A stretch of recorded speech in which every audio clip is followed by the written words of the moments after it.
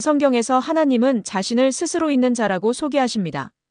즉, 당신은 부모나 만드니 등 존재의 근거가 전혀 없었는데도 오직 자신의 의지와 능력으로 스스로 존재하셨다는 것인데요. 또 티끌만큼의 근거조차 없이 스스로 존재하셨다는 것이죠.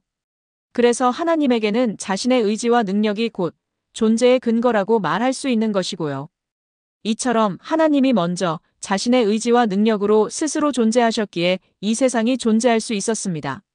사람을 비롯한 온갖 생물도 스스로 존재하신 하나님이 먼저 계셨기에 존재할 수 있었는데요. 성경도 스스로 존재하신 하나님이 계셨기에 존재할 수 있었죠. 이런 까닭에 나는 스스로 있는 자니라라는 하나님의 자기소개는 당신이 사람을 비롯한 천지만물과 성경의 근간이라는 알림도 된다고 말할 수 있고요. 따라서 창세기 1장에 적혀있는 하나님의 천지창조는 스스로 있는 자에 의해서 이루어진 창조라고 바꿔서 말할 수도 있습니다. 그리고 사람을 비롯한 온갖 생물도 스스로 있는 자가 창조하셨다고 바꿔서 말할 수 있는데요. 그 밖에 하나님이 하신 모든 일도 스스로 있는 자가 하신 일이라고 바꿔서 말할 수 있죠. 하나님의 모든 말씀 역시 예외 없이 스스로 있는 자의 말씀이라고 바꿔서 말할 수 있고요. 하지만 사실 나는 스스로 있는 자니라라는 하나님의 자기소개는 이해하기 매우 어렵습니다. 나는 생각한다, 고로 존재한다 보다 훨씬 이해하기 어려운데요. 최소한 도덕경을 썼다는 노자만큼 실제와 비제, 즉 이 세상에 무엇이 있고 없는지를 사유해야만 조금씩 이해할 수 있죠. 그렇다 보니 아무리 들어도 노자만큼 실제와 비제를 사유하지 않으면 하나님이 모든 것의 근간이라는 생각은 못하기 쉽고요.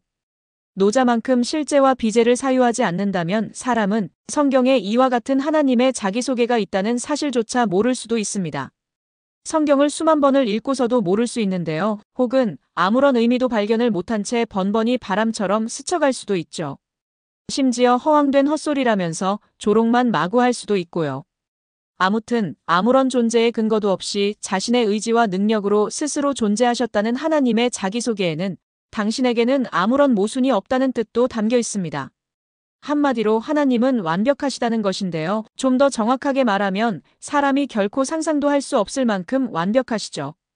그러니 없다고 생각하는 등 사람이 하나님을 짐작하는 것 자체가 매우 어리석은 행위라고 말할 수 있는 것이고요. 마치 어린아이가 모래 한 줌으로 모든 바다를 메꿀 수 있다고 생각하듯이 또 스스로 존재하셨다는 하나님의 자기소개에는 당신은 죽음을 초월한다는 뜻도 담겨 있습니다. 쉽게 말하면 하나님은 죽음의 지배를 받지 않으신다는 것인데요. 지배받기는커녕 오히려 죽음을 지배하시죠.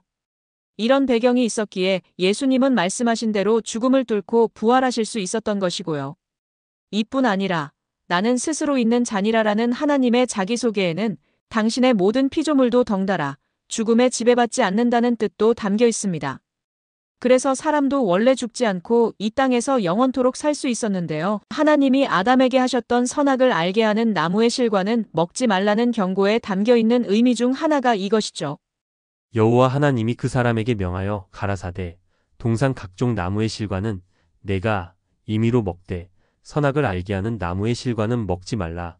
내가 먹는 날에는 정령 죽으리라 하시니라.